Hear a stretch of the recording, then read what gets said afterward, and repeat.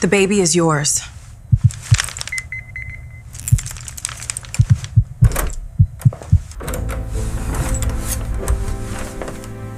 가족 문제는 회사의 영자를 미칩니다. At 6:48 on a Tuesday morning, while 11 directors waited behind the glass wall of his Chicago office, Tae-jun answered a call from a hospital physician who asked whether Naomi Brooks had ever told him she was pregnant. Before he could recover from that question, Dr. Evelyn Shaw added that someone connected to Kang Holdings had called the hospital less than an hour earlier, trying to confirm whether Naomi had been admitted, although the caller had been refused information. Tae-jun looked through the conference room glass at men debating a $200 million redevelopment deal and felt the scale of the morning rearrange itself without his permission. Dr. Shaw explained that Naomi had collapsed at home after becoming dizzy, that both she and the baby were stable for the moment, and that elevated blood pressure required observation until the obstetric team knew whether they were dealing with an isolated episode or the beginning of a dangerous complication. Naomi's sister was overseas. Naomi had authorized the hospital to contact him because an immediate decision might become necessary, and Tae-jun had no idea why the woman who had refused to speak to him for 7 weeks still trusted him to answer when something went wrong. 7 weeks earlier, Naomi had stood across from the same desk while winter light turned the windows gray and told him that she loved him, without asking for a promise or pretending the confession had been accidental. For 4 years, she had managed his schedule, corrected mistakes senior executives preferred to blame on assistants, shielded private meetings from ambitious relatives, and learned which version of Tae-jun entered a room by the way his footsteps changed near the door. She had also become the only person in the company who regularly told him when an idea was bad before first calculating whether honesty might damage her career, which made several older directors uncomfortable long before either of them admitted why their conversations mattered. Tae-jun responded to her confession with the sentence he had prepared for himself rather than for her, telling Naomi not to mistake kindness for love, then reminding her that she was his secretary, as though 4 years could be reduced to a job description without leaving blood somewhere. Naomi stared at him for several seconds before placing a resignation letter on his desk and saying, "You could have told me you didn't feel the same without making me stupid for believing I mattered." He had almost followed her into the hallway, but fear had always sounded reasonable when Tae-jun translated it into discipline, especially inside a family where affection was considered useful information for an opponent. 3 days later, Song-ho, his father's younger brother and the man who had helped raise Tae-jun after his mother died, cornered him before a directors' meeting and warned that Naomi's resignation would confirm rumors that she had acquired improper influence over the chief executive. Tae-jun, determined to end the discussion before anyone could see what losing her had already done to him, said Naomi was an employee, nothing more, and replaceable if the company required it. He did not know she had returned for a forgotten folder and was standing beyond the half-closed conference room door, close enough to hear the word that finally convinced her leaving had been the correct decision. 30 days later, she trained her replacement, cleared 4 years of files from her desk, and walked out with such professional precision that operations continued almost normally, which allowed Tae-jun to pretend for several miserable weeks that normal function proved absence had no cost. Now he canceled the redevelopment meeting, told his driver to remain behind, and went to the hospital alone because Naomi had authorized Tae-jun rather than the machinery surrounding his name. She was sitting upright when he entered, tired enough that the skin beneath her eyes looked bruised, yet her expression sharpened immediately when she saw him glance toward the monitor beside her bed. "You came fast," she said, and Tae-jun answered that Dr. Shaw had asked him to collect a medical folder and prescription bottle from her apartment, which was safer than beginning with any of the 1,000 questions pressing against his teeth. Naomi gave him the address, told him exactly where to find both items, then watched him hesitate before asking how far along she was. "That wasn't part of the errand," she said, and the old Tae-jun nearly defended the question as reasonable before the new situation forced him to hear how easily concern could become entitlement. Naomi eventually told him she had discovered the pregnancy 5 days after submitting her resignation and had planned to speak after her first specialist appointment, until she overheard him assure Sang-ho that she was replaceable. Tae-jun tried to explain that the remark had been intended to stop gossip before it damaged her reputation. But Naomi's laugh carried no humor when she asked why protecting her always seemed to require humiliating her somewhere she was not supposed to hear. She confirmed that the child was his, then refused to discuss custody, money, marriage, or whatever solution he was already trying to assemble inside his head because she had spent 7 weeks learning to live with uncertainty without asking him to manage it. Tae-jun closed his fingers around the apartment key she placed in his palm, while realizing that fatherhood had entered his life beside a more immediate problem, because someone from his own organization had searched for Naomi before he even knew she was in danger. As he reached the door, Naomi asked him to bring only the folder and medication, then added, "If you come back with a plan for my life, Tae-jun, I'm sending you home." Naomi's apartment occupied the 3rd floor of an old brick building in Bronzeville, where the hallway smelled of laundry detergent, toasted spices, and somebody's coffee brewing, behind a door marked with a crooked brass number. Tae-jun had known which Manhattan hotel Naomi preferred when arranging executive travel, which tea she drank when migraines began, and which clients made her quietly remove her heels beneath the desk after meetings ran too long. Yet he had never known she climbed 3 flights of stairs every evening because the building had no elevator. Inside the kitchen, he found the gray folder beside prenatal vitamins and a sealed package containing 2 impossibly small cotton socks, then deliberately looked away before curiosity became another trespass he could excuse as concern. He collected the medication, checked the label twice, and noticed a photograph of Naomi beside her mother at a summer barbecue, which reminded him of meeting the older woman once at a company reception where she had joked that Tae-jun worked her daughter too hard. He had promised to improve her schedule that evening and forgotten the promise before Monday, a memory that felt more embarrassing now than any dramatic betrayal because carelessness often exposed character more accurately than crisis. Dr. Shaw allowed Naomi to review the folder before discussing discharge, and Tae-jun sat only after Naomi gestured toward the chair beside the window, careful enough that the effort itself became awkward. Her readings had improved, although she would need reduced hours, frequent monitoring, and another specialist appointment within the week, all of which mattered financially because Naomi had been supporting herself through remote consulting work since leaving Kang Holdings. Tae-jun asked whether she had adequate insurance, heard the question become an interrogation midway through the sentence, and rubbed his forehead while admitting he had no idea how to ask what responsibility looked like without sounding as though he intended to buy the problem. Naomi told him he could begin by asking what she needed before deciding what she lacked, which almost became the first unguarded conversation they had managed since her resignation. The door opened before either could continue, and Seong-ho entered, carrying white lilies, the flower Naomi had hated for years because their scent reminded her of funeral homes. Tae-jun rose and asked how his uncle had found the room, while Seong-ho answered that an important board meeting had vanished from the calendar after a mysterious hospital call, and naturally he had made inquiries. Naomi asked whether those inquiries had included her name, and Seong-ho gave her the restrained courtesy he used with people he considered adjacent to the real discussion, explaining that family matters could affect corporate stability, whether anyone welcomed the fact or not. Tae-jun told him Naomi had not invited him, which caused Seong-ho to stare, as though his nephew had suddenly started speaking an unfamiliar language, then reminded Tae-jun that powerful families did not survive by allowing private surprises to become public vulnerabilities. Naomi pushed herself higher against the pillows and said, "I'm sitting right here, Mr. Kang, so if you're going to describe my pregnancy as a corporate vulnerability, at least have the nerve to do it while looking at me." Seong-ho's brief glance toward her abdomen answered a question nobody had asked aloud, because he had already suspected enough to make Tae-jun wonder how much of Naomi's private life had remained private after leaving the company. After Seong-ho departed, Tae-jun reached for his phone to order an internal investigation, then caught Naomi watching him and lowered it before placing the call.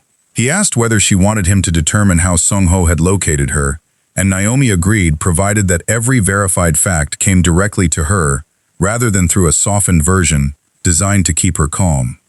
The answer arrived the following afternoon and was troubling precisely because nobody had needed to hack a record or bribe a hospital employee. A senior administrator had supplied the incoming phone number from Tae-jun's call log after Seong-ho requested it, and his assistant identified the hospital through its public switchboard. Years of deference had trained employees to treat requests from the Kang family as permission sufficient unto itself, creating a system where privacy could disappear without anyone technically breaking a rule. Tae-jun placed the administrator on leave, restricted Song-ho's informal access pending outside review, and told Naomi everything, including the part that implicated his own leadership culture, rather than allowing him the easier role of offended protector. That evening, he brought one grocery bag to Naomi's apartment after asking what would actually be useful, and she inspected the contents with mild suspicion before finding the ginger tea she used to keep in her bottom desk drawer.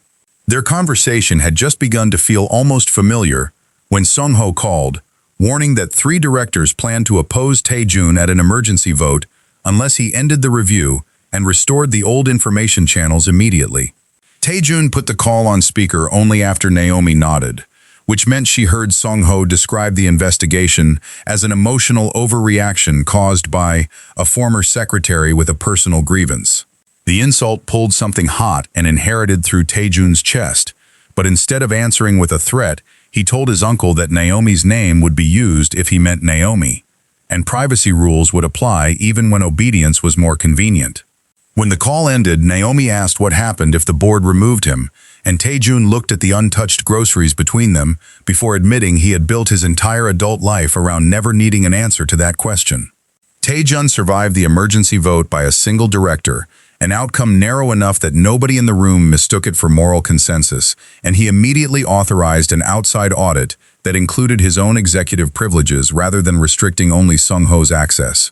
2 directors who supported him complained privately that subjecting the chief executive to the same controls weakened leadership, while those who opposed him argued that Song-ho had protected the organization through years when rivals used divorces, addictions, debts, and family disputes as weapons during negotiations. Song-ho waited until the room had mostly emptied, before telling Tae-jun that principles were inexpensive when they belonged to people who had never needed power to survive. Tae-jun answered that the company could examine what protections still required without preserving every practice invented during its ugliest years. But the argument unsettled him because his uncle had not fabricated the dangers that shaped their family. Song-ho had merely reached the point where anything preventing uncertainty seemed justified, and Tae-jun recognized enough of himself in that logic to make the resemblance uncomfortable. Renee returned from London that afternoon, furious that Naomi had described collapsing during pregnancy as a little blood pressure problem, then became quieter after learning who remained listed as Naomi's emergency contact. Naomi admitted that she had completed the form months before resigning and had repeatedly considered changing it, although something always stopped her when she imagined an emergency occurring before she managed to tell Tae-jun about the baby. Renee asked whether that meant she still trusted him, and Naomi struggled to answer because she had trusted Tae-jun with emergencies long before she trusted him with tenderness, which was partly why his rejection had cut so deeply. Competence had always been the safest part of him. If a fire started, a contract collapsed, or somebody needed to be found at 3 in the morning, Tae-jun would arrive and stay until the practical problem ended. Naomi no longer knew whether that reliability could coexist with emotional safety, and she disliked how much she wanted evidence either way. At her next specialist appointment, Naomi allowed Tae-jun to come, but required him to remain in the waiting room until she requested otherwise, a condition he followed without sending messages through nurses or asking Renee for updates. Nearly an hour passed before Renee called him inside, where Dr. Shaw reviewed stable readings and reassuring measurements, while warning that the pregnancy still required careful monitoring rather than optimism disguised as certainty. The fetal heartbeat filled the examination room with a rapid mechanical rhythm, and Tae-jun's composure broke enough that Naomi saw fear before he could hide it behind questions about percentages or contingency plans. He looked toward her rather than reaching automatically for her hand, and when Naomi offered it a moment later, his grip remained loose enough that she could withdraw whenever she wanted. Outside the clinic, she asked about the board vote, and Tae-jun admitted he had survived by 1 vote, without describing the cost as something she owed him for inspiring. Their fragile progress was interrupted that evening, when outside counsel discovered an informal archive maintained under Song-ho's authority, separate from the company's approved personnel systems and filled with personal information about employees, vendors, directors, and relatives whose circumstances might someday influence a negotiation. Naomi's name appeared throughout the records, beginning 3 years earlier, when senior partners first noticed that Tae-jun occasionally changed decisions after speaking with her privately, then expanding to include her salary, mother, sister, address, and work habits.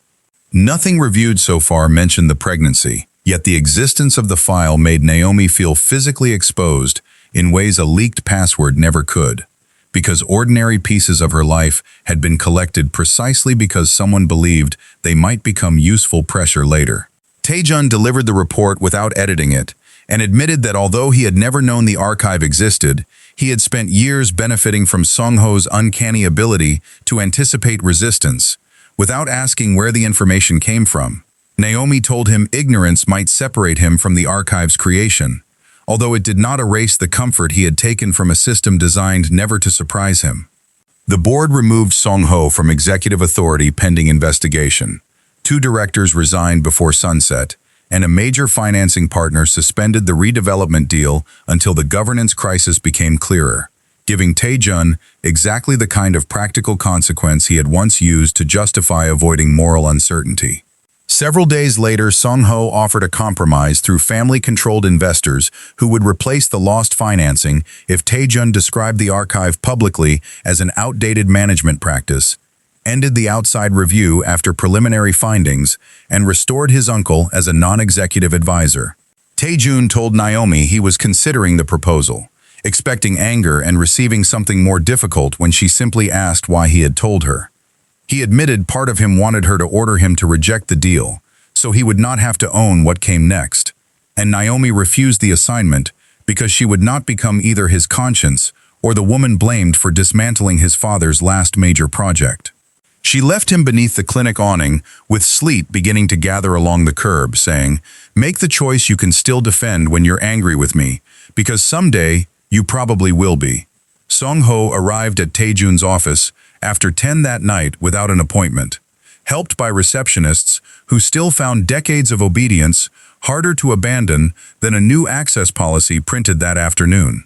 Instead of beginning with financing, he told Tae-jun a story about his father's first years in America, when creditors called loans without warning, and a trusted partner nearly destroyed the business after discovering that Tae-jun's mother had become ill. Song-ho had learned then that private information reached enemies faster than official reports, and by the time Tae-jun inherited the company his uncle had spent 30 years believing survival belonged to whoever discovered weakness first. The explanation gave shape to Song-ho's behavior without making the surveillance less invasive, yet it forced Tae-jun to confront an old family habit of calling trauma wisdom whenever the lesson produced power. He asked whether the smaller redevelopment plan remained financially viable without family-controlled investors, and Song-ho reluctantly admitted it did, though prestige, projected profit, and part of his brother's original design would disappear. Tae-jun chose the smaller project the following morning, not because Naomi had demanded sacrifice, but because the alternative required pretending a compromised system had been repaired before anyone finished examining it. He announced the change publicly without mentioning Naomi, accepted the reduced projections, and resisted the temptation to send her an article proving what he had done. Naomi learned from financial news while eating breakfast with Renee, and the absence of a private victory speech affected her more than the decision itself, because Tae-jun had finally absorbed a cost without presenting the receipt as evidence of love. That evening she called and invited him to dinner, but before Friday arrived outside, counsel discovered that Song-ho had copied several Naomi-related summaries shortly before losing access.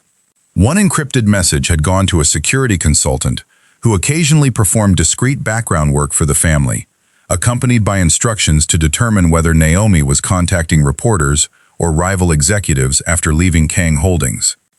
Invoices showed that a contractor had watched Naomi's building on 3 evenings during the first week after her resignation, recorded when she left for appointments, and photographed the license plate of Renee's car before concluding there was no evidence of media contact. The surveillance predated Song-ho's knowledge of the pregnancy, which made his motive less sensational and more disturbing because he had treated Naomi as a possible threat simply for leaving with knowledge and emotional influence he could no longer measure.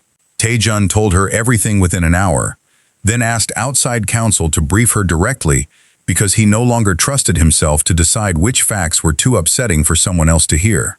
Naomi listened until the attorneys finished, before asking whether surveillance was still active, whether her mother had been approached, and whether any medical locations appeared in the reports, questions so practical that Tae-jun could hear anger gathering beneath each one. When counsel confirmed the surveillance had ended weeks earlier, Tae-jun immediately wanted armed protection outside her building, and Naomi refused because she had spent enough time being watched by men employed by his family. Fear defeated discipline later that night, when Tae-jun ordered one plainclothes guard to remain across the street anyway, convincing himself he could apologize after 72 hours if nothing happened. Renee noticed the unfamiliar SUV the following afternoon. Naomi called Tae-jun from her kitchen, and his explanation collapsed as soon as she asked why his terror entitled him to ignore an answer he had specifically requested. Tae-jun argued that Song-ho had crossed lines neither of them fully understood, and that protecting his child could not depend on perfect etiquette, which caused Naomi's expression to harden before she reminded him the child was still inside her body. He heard himself beginning another sentence about responsibility, and stopped because the logic beneath it was painfully familiar. His feelings had become evidence that her refusal should not count.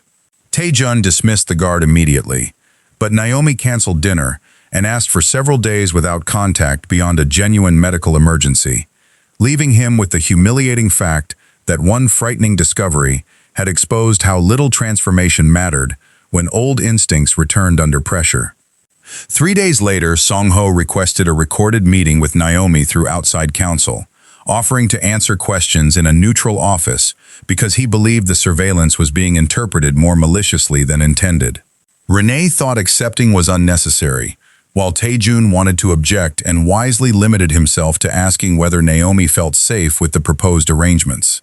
Naomi agreed because she was tired of existing as an argument conducted between powerful men, although she insisted Tae-jun remain on another floor and receive no private report afterward beyond whatever she chose to share.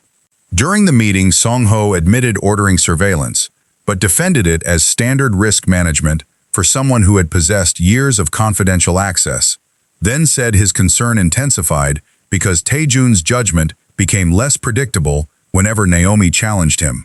Naomi asked whether unpredictability might simply mean Tae-jun had encountered a person he could not intimidate into agreement, and Song-ho answered that love had ruined more leaders than enemies ever managed. She studied him before replying that perhaps the problem was not love, because a man who required everyone around him to remain controllable had already begun losing the people who might tell him the truth. Song-ho's composure weakened when Naomi asked about the notes concerning her mother and Renee, because corporate risk sounded less defensible when reduced to specific women who had never entered Kang Holdings except for holiday receptions. He eventually admitted that information had become a habit long before it remained a necessity, and that after protecting Tae-jun since adolescence, he no longer knew how to separate anticipating danger from eliminating every possibility he could not control. Naomi did not forgive him, although she told him something harsher than anger would have allowed. She believed he had loved Tae-jun sincerely, and still harmed him by teaching a frightened boy that intimacy meant surrendering strategic advantage. Song-ho looked toward the river beyond the conference room windows before saying Tae-jun's father would have considered that lesson common sense, and Naomi answered that his brother had died surrounded by employees, relatives, and advisors who were all too afraid to tell him when he was wrong.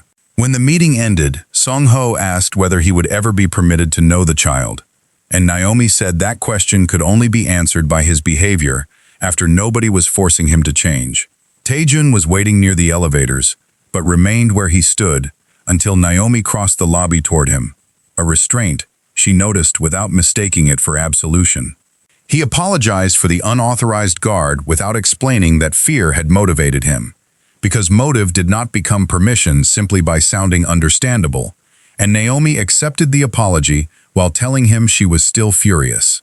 "Good," Tae-jun said automatically, then winced when she asked whether he planned to become agreeable enough to make anger boring. He admitted counseling might be cheaper than continuing to annoy her, which earned the first genuine laugh she had given him in days, although neither pretended humor erased the breach. Naomi told him she had learned something useful from Song-ho.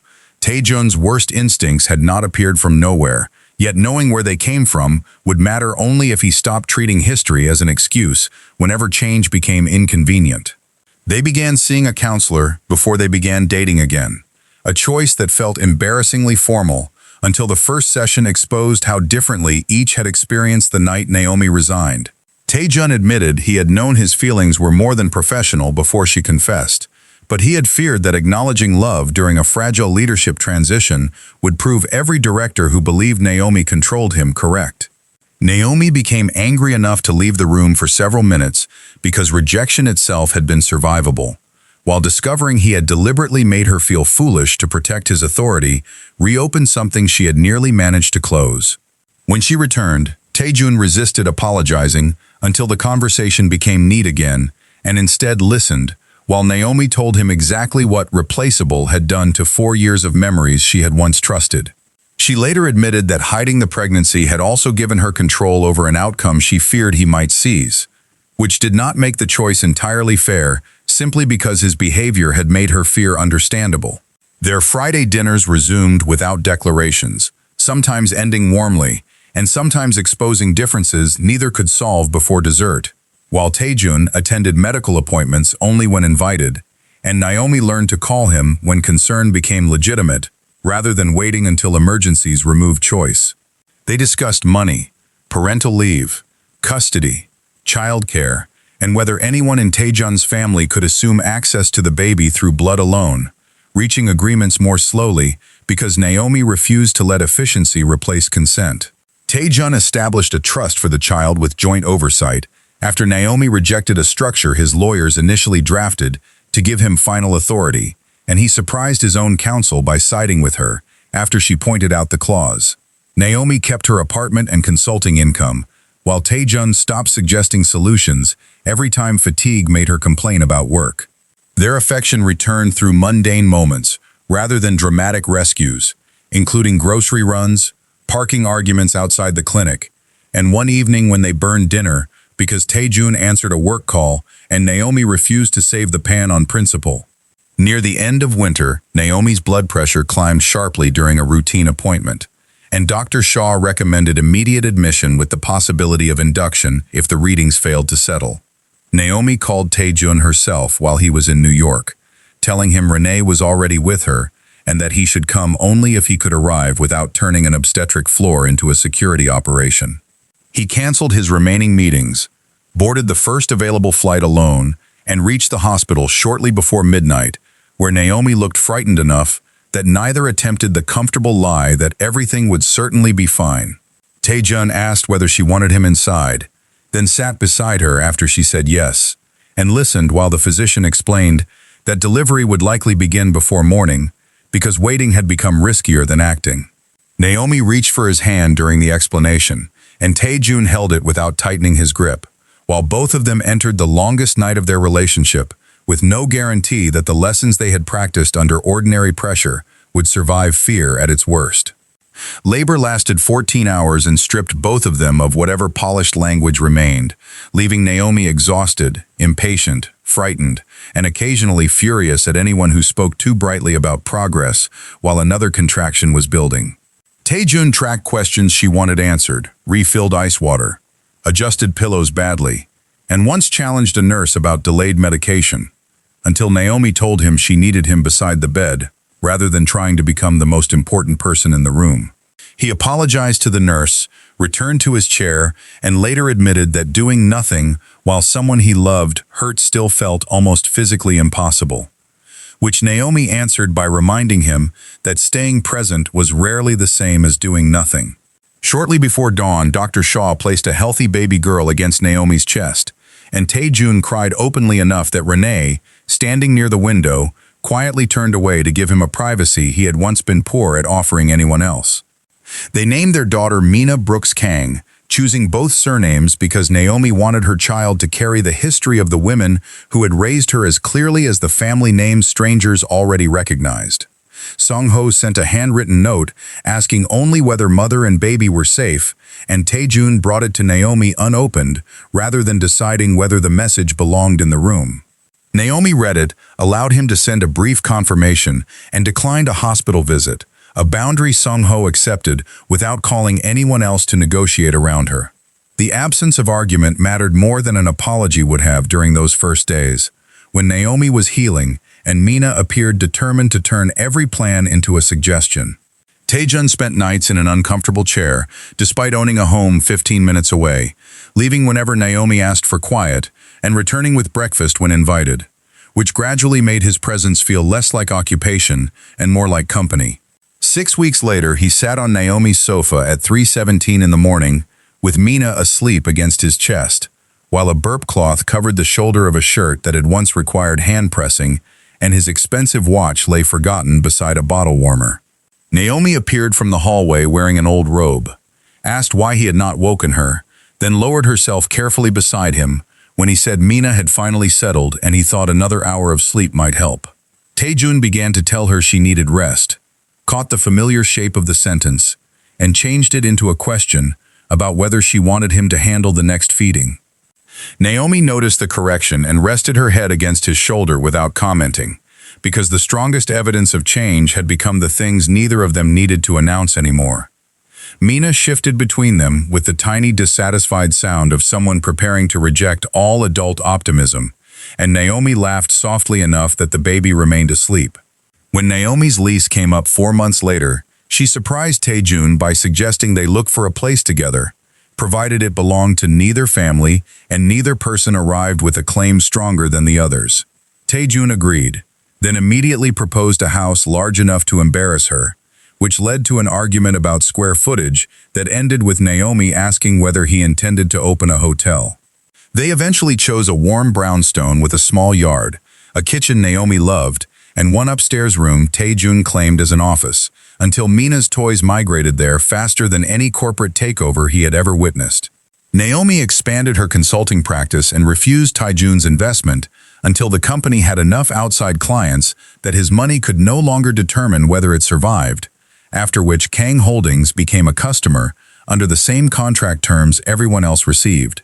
Their first professional dispute ended when Naomi reminded him that sharing a bed with the founder did not qualify a client for preferred pricing, and Tae-jun paid the invoice without asking his legal department to negotiate.